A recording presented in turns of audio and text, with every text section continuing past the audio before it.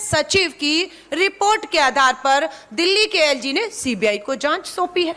Last बात कर रही हूं, नैतिकता थोड़ी भी बची हो। याद है हमें रामलीला मैदान, याद है हमें अन्ना आंदोलन, याद है हमें डॉक्टर मनमोहन सिंह जी और शीला दीक्षित जी का इस्तीफा मांगते थे। नैतिकता नैतिकता, आज नैतिकता आपकी तेल लेने चली गई, पूछेंगे कहां गायब। लोगों के सिर पर मौत का साया मंडरा रहा था और लोग बिना ऑक्सीजन के बेदम होकर तड़प तड़प कर दम तोड़ रहे थे, तब दिल्ली की अरविंद केजरीवाल जी की आम आदमी पार्टी की सरकार शराब की नीति पर काम कर रही थी। यह प्राथमिकता है सरकार की। इस सरकार की एस्टैब्लिश हो गया है कि कम से कम 100 करोड़ की रिश्वत ली गई है, कम से कम 100 करोड़ की रिश्वत, और उसके अंदर फेस टाइम के ऊपर केजरीवाल से बिजनेसमैन से बात कराई गई, और बिजनेसमैन से बात कराने के बाद होलसेल डीलर्स को, जो प्राइवेट होलसेल डीलर्स हैं, उनको 12% कमीशन 5% से बढ़ाकर के 12% कमीशन ये करी गई, और उसके अंदर शर्त ये रखी गई कि 6% किकबैक आम आदमी पार्टी और केजरीवाल। दोस्तों, दिल्ली के मुख्यमंत्री अरविंद केजरीवाल की गिरफ्तारी ईडी के द्वारा की जा चुकी है और उसे कोर्ट से कुछ दिनों की रिमांड भी मिल गई है। तो आइए जानते हैं नेताओं के बयान गिरफ्तारी के पहले और बाद में कैसे रहे। क्या है शराब का लिकर स्कैम, चलिए देखते हैं वीडियो को। लिकर स्कैम सीधे सीधे अब यह एस्टैब्लिश हो गया है कि कम से कम 100 करोड़ की रिश्वत ली गई है, कम से कम 100 करोड़ की रिश्वत, और उसके अंदर फेस टाइम के ऊपर केजरीवाल से बिजनेसमैन से बात कराई गई, और बिजनेसमैन से बात कराने के बाद होलसेल डीलर्स को, जो प्राइवेट होलसेल डीलर्स हैं, उनको 12% कमीशन 5% से बढ़ाकर के 12% कमीशन ये करी गई, और उसके अंदर शर्त ये रखी गई कि 6% किकबैक आम आदमी पार्टी और केजरीवाल को दिया जाएगा। और मनी ट्रेल भी एस्टैब्लिश हो गया है कि वो पैसा 100 करोड़ रुपए गोवा के इलेक्शंस के अंदर आप पार्टी ने इस्तेमाल किया और कांग्रेस के खिलाफ में किया, क्योंकि जो वोट वहां पर उनको मिले वो कांग्रेस के खिलाफ में मिले। तो केजरीवाल ने कांग्रेस को हराने के लिए, कांग्रेस को नुकसान पहुंचाने के लिए केजरीवाल ने 100 करोड़ का स्कैम किया है, और इनको कोई नैतिक अधिकार, केजरीवाल और इनके मंत्रियों को, जो जिनका नाम इसमें है, चाहे वो मनीष सिसोदिया, चाहे सत्येंद्र जैन को, इनको कोई नैतिक अधिकार नहीं है कि अपनी कुर्सी पे एक सेकंड भी और रह जाएं। 6% 12% में से किकबैक दिया गया। यह एस्टैब्लिश हो गया कि एडवर्टीजमेंट्स जो दिए गए वहां पे गोवा में, वो एडवर्टीजमेंट्स के पैसे इसी किकबैक से दिया गया है। ये ईडी के चार्जशीट में मेंशन है। ये एस्टैब्लिश हो गया है कि 70 लाख रुपए इनके वॉलंटियर्स को इसी पैसे में से दिए गए, जो जिन लोगों ने आगे सर्वे किया गया, वो मनी ट्रेल एस्टैब्लिश हो गई है। जब इसके अंदर प्रूफ आ गया है, जब मनी ट्रेल एस्टैब्लिश हो गई और पीएमएलए के कोर्ट ने थर्सडे को संज्ञान लेकर के चार्जशीट को फाइल करने के लिए ईडी को कह दिया है, तो उसके बाद में क्या नैतिक अधिकार केजरीवाल को है कि वो एक सेकंड भी अपनी पोस्ट पे रह जाएं। तो आज कांग्रेस पार्टी से, ये शराब का मामला है, ये शिक्षा का मामला नहीं है। शराब की बात हो रही है, शिक्षा पर छुपने का काम मत कीजिए, ये गलत है, ये सर्वथा पाप है। मेरे साथ दिल्ली प्रदेश कांग्रेस कमेटी के अध्यक्ष अनिल जी हैं, वो आपसे बात करेंगे, लेकिन उसके पहले बस मैं 2 ही चीजें कहना चाहती हूं। जब दिल्ली शहर में लोगों के सिर पर मौत का साया मंडरा रहा था और लोग बिना ऑक्सीजन के बेदम होकर तड़प तड़प कर दम तोड़ रहे थे, तब दिल्ली की अरविंद केजरीवाल जी की आम आदमी पार्टी की सरकार शराब की नीति पर काम कर रही थी। यह प्राथमिकता है सरकार की। इस सरकार की प्राथमिकता यह है कि 25 साल से, उस वक्त जब कोरोना से यह शहर जूझ रहा था और त्राहिमाम मचा हुआ था, विफलता केजरीवाल जी की भी है, उतनी ही विफलता मोदी जी की भी है। उस वक्त शराब पीने की आयु 25 वर्ष से घटाकर 21 वर्ष करी जा रही थी। 3 बजे सवेरे तक शराब बेची जाए, खुले में शराब पिलाई जाए, यह काम अरविंद केजरीवाल जी की आम आदमी पार्टी की सरकार कर रही थी। तो इस पार्टी के जन्म पर तो संदेह था ही, इसकी राजनीति पर संदेह है, इनके सिद्धांतों पर संदेह है, और हम यह जरूर कहना चाहते हैं कि जिस एजेंसी का दुरुपयोग का यह हवाला दे रहे हैं, यह सच है। एजेंसियों का दुरुपयोग तो भाजपा की मोदी सरकार ने इस तरह किया है कि जब वो सही कार्रवाई भी करते हैं तो वो भी, उस पर भी सवाल उठने लगते हैं। लेकिन इस पूरे मामले की जांच, इस पूरे मामले के खिलाफ आवाज उठाने का काम, इसमें जरा सी भी भ्रांति ना हो, भारतीय जनता पार्टी ने नहीं किया, दिल्ली के उनके 7 सांसदों ने नहीं किया, उनके सदन के नेता ने नहीं किया, 8 एमएलएज ने नहीं किया। इस पूरे प्रकरण पर प्रकाश डालने का काम, इस पर कार्रवाई करने की बात सिर्फ और सिर्फ कांग्रेस पार्टी ने दिल्ली शहर में करी। मैं चाहती हूं कि सबसे पहले हो गई, मर गई नैतिकता। थोड़ी भी नैतिकता दिल्ली के मुख्यमंत्री, आम आदमी पार्टी के कन्वीनर अरविंद केजरीवाल जी, अगर आपने बची है तो भारतीय राष्ट्रीय कांग्रेस आपसे अभी और इसी वक्त तुरंत मांग करती है कि आपके स्वास्थ्य मंत्री जो पिछले 2 महीने से जेल में हैं, सत्येंद्र जैन जी, वो और दिल्ली के उप मुख्यमंत्री जो शराब नीति के पूरे भ्रष्टाचार में सबूतों के साथ लिप्त पाए गए हैं, उनका तुरंत मंत्री पद से इस्तीफा लिया जाए, उन्हें कानून का सामना करने को कहा जाए, क्योंकि सीबीआई ने जो लुकआउट नोटिस आज जारी किया है वो 12 घंटे की छानबीन, 12 लोगों के खिलाफ एफआईआर, जिसमें प्राथमिकता पे पहला नाम दिल्ली के उप मुख्यमंत्री का है, लुकआउट नोटिस साबित करता है, सबूत हैं, अपराधी जो आरोपी हैं उनमें डर है और वो देश छोड़कर भाग सकते हैं। ये हमें भी लगता है इस कार्रवाई को हल्के में ना लिया जाए। नमस्कार।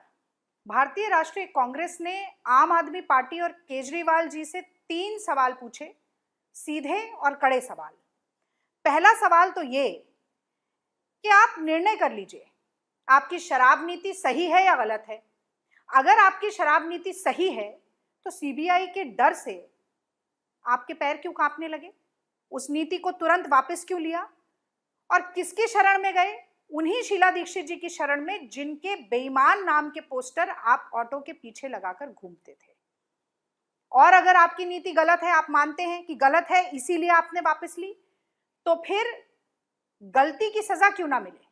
गलत नीति पर मनीष सिसोदिया के ऊपर कार्रवाई क्यों ना हो? दूध का दूध पानी का पानी क्यों ना हो? इस बात का जवाब आम आदमी पार्टी की सरकार को, दिल्ली की जनता को देना होगा। दूसरा सवाल, आप बड़ा आरोप लगा रहे हैं कि 70 विधायकों वाली विधानसभा में से 62 विधायक वाली पार्टी को 8 विधायक वाला दल तोड़ने की कोशिश कर रहा है। हो सकता है तोड़ने की कोशिश कर भी रहा हो, क्योंकि मोदी जी का यही काम है। लेकिन अगर कोई संघीय ढांचे पर चोट कर रहा है, अगर मनीष सिसोदिया जी को एकनाथ शिंदे बनाकर उन्हीं की पार्टी को दो फाड़ करने की कोशिश कर रहा है, तो मनीष सिसोदिया जी का पहला फर्ज है कि उसका नाम और फोन नंबर सार्वजनिक करें। लोकतांत्रिक मूल्यों का हनन कौन कर रहा है, ये दिल्ली और देश की जनता को बताएं। और अगर नहीं बताएंगे तो ये मानना पड़ेगा कि जिस तरह से पूरे देश में घूमकर चुनाव लड़कर विपक्ष के वोट को बांटने का काम आम आदमी पार्टी कर रही है, वैसी ही कुछ सांठगांठ हिमाचल और गुजरात के चुनाव के लिए भी हो गई है। और तीसरा सवाल मैं पूछना चाहती हूं कि पंजाब में तो संगरूर के चुनाव के चलते बड़ी आसानी से आपने अपने स्वास्थ्य मंत्री को आरोप लगने पर ही अरेस्ट कर लिया, लेकिन दिल्ली में सीबीआई की एफआईआर हो गई, मुख्य सचिव की रिपोर्ट आ गई 144 करोड़ के घोटाले की, और आपने इस्तीफा लेने के बजाय ये कह दिया कि भ्रष्टाचारी मनीष सिसोदिया को आप भारत रत्न देंगे। मैं समझती हूँ ये शर्मनाक है। महाराणा प्रताप और जाति को ढाल बनाना शर्मनाक है। ये काम बंद कीजिए, दिल्ली की जनता को जवाब दीजिए। केजरीवाल इस्तीफा लें सत्येंद्र जैन का और मनीष सिसोदिया का, और सीबीआई अपनी जांच को आगाज से अंजाम तक पहुंचाए। मनीष सिसोदिया जी अरविंद केजरीवाल जी के राजदार हैं। मनीष सिसोदिया अगर लंबे समय तक अंदर रहे तो मैं जितना उनका स्वभाव जानती हूं, वो लंबे समय तक चुप नहीं रह पाएंगे। उनकी चुप्पी टूटेगी और उनकी चुप्पी अरविंद केजरीवाल की कुर्सी तक पहुंचेगी। क्यों? क्योंकि आपका नीति, शराब नीति को लेकर जो भी फैसले हो रहे थे वो दिल्ली के मुख्यमंत्री की जानकारी में हो रहे थे, उनकी इजाजत से हो रहे थे, उनकी देखरेख में हो रहे थे। मनीष ये जानते हैं सिसोदिया जी की फाइलों पे साइन उनके थे, फैसले उनके विभाग ने लिए, वो फंस गए, लेकिन अरविंद केजरीवाल अपने आप को बचा नहीं पाएंगे। मुझे ये पूरा भरोसा है, क्योंकि ईडी की सप्लीमेंट्री चार्जशीट में भी अरविंद केजरीवाल जी को आरोपी बताते हुए उम्मीद की जा रही है कि अगले कुछ समय में उनसे भी पूछताछ हो सकती है। कांग्रेस नेताओं के इन पुराने बयानों को लेकर आम आदमी पार्टी के संस्थापक सदस्यों में से एक रहे नवीन जय हिंद ने भी आप और कांग्रेस नेताओं की मौज ली है। सुनिए क्या कहा। नवीन, आम आदमी पार्टी के सीएम दिल्ली के अरविंद केजरीवाल को ईडी ने गिरफ्तार किया है। शराब का मामला है और आप उनके पुराने साथी हैं, क्या कहना? देखिए, मैं तो उनका 17 साल पुराना साथी हूँ और उस टाइम पे वो शराब नहीं स्वराज की किताब बेचते थे तो हम साथ थे। अब जो आरोप लगे हैं तो मेरा ये मानना है जब भगत सिंह को मानते हैं तो जेल जानता है, डरने की जरूरत नहीं होनी चाहिए। और अगर बाबा साहब को मानते हैं तो कोर्ट पे, न्यायालय पे, संविधान पे भरोसा करना चाहिए। इसके अलावा मैं तो ये कहूँ उनके माँ बाप से मेरी सहमति है और मैं उनके साथ 17 साल यारा ना रहा तो 21 दिन तिहाड़ जेल में उनके साथ काटने के लिए तैयार हूं। और सबसे मैं ये कहना चाहूंगा जितने भी नेता हैं उन सभी नेताओं से पार्टी के कि वो कम से कम 21-21 दिन तिहाड़ में उनके साथ रहें, क्योंकि कम से कम अब क्योंकि पहले जमानत नहीं हो रही तो साल 2 साल तो कम से कम निकलेंगे। और इसमें तो ज्यादा लंबी चौड़ी बात है नहीं। मेरा अपना मानना है कि उनका नार्को टेस्ट होना चाहिए, नार्को टेस्ट लाइव, और फैसला 1 साल के अंदर जांच पड़ताल होकर आना चाहिए। अगर नहीं किया कुछ तो बरी हो जाएंगे, अगर कर रखा है तो फिर पक्का इलाज हो जाएगा, इतना ही है। लेकिन इस तरह से क्योंकि नेता हैं तो लोगों का भरोसा ना टूटे, इसलिए जांच पड़ताल 1 साल के अंदर होके फैसला आ जाना चाहिए। मेरा तो अपना यही मानना। घोटाला नहीं कर रखा है तो फिर डर खाएगा, किसी चीज का डरने की जरूरत नहीं है। कांग्रेस पार्टी के लोग ये कह रहे हैं कि 2024 के चुनाव के चलते इस तरह का नहीं, कांग्रेस पार्टी के तो खिलाफ बनी थी। उस टाइम पर अरविंद केजरीवाल साहब कहते थे सोनिया गांधी को जेल में डालना चाहिए, सीबीआई ईडी वगैरह जो भी है काम नहीं कर रही। तो मैं तो ये कहूँगा उन्होंने जो कही थी उस बात को भी सरकार को मानना चाहिए। इतने बड़े नेता ने कही थी कि सोनिया जी के बारे में बोला था।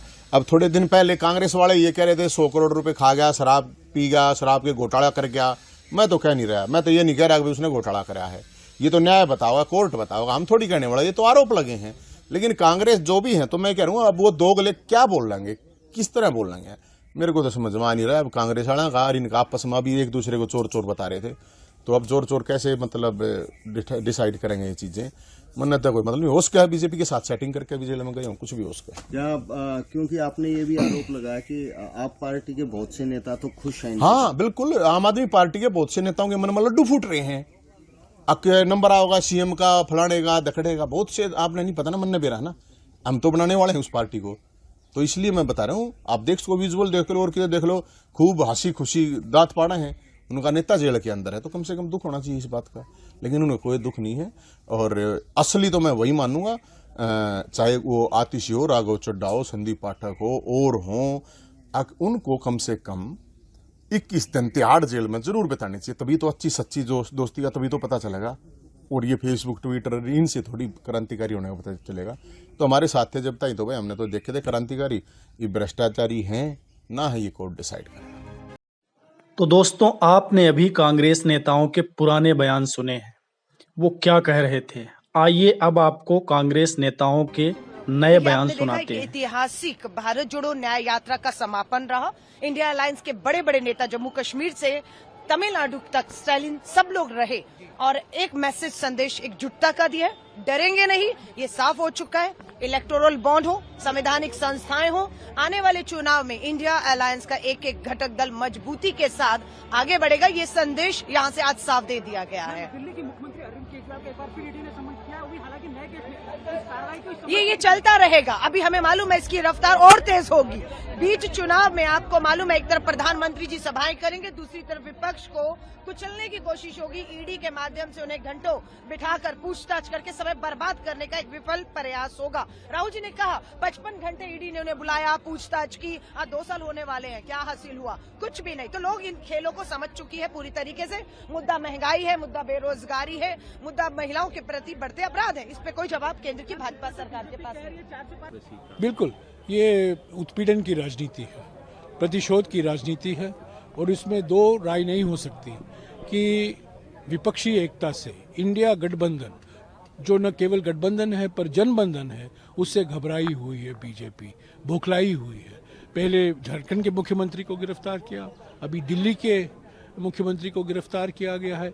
तमाम अलग अलग राज्यों में जो विपक्ष के नेता हैं, मंत्री हैं, उनके खिलाफ ईडी और सीबीआई और इनकम टैक्स छोड़ा गया है।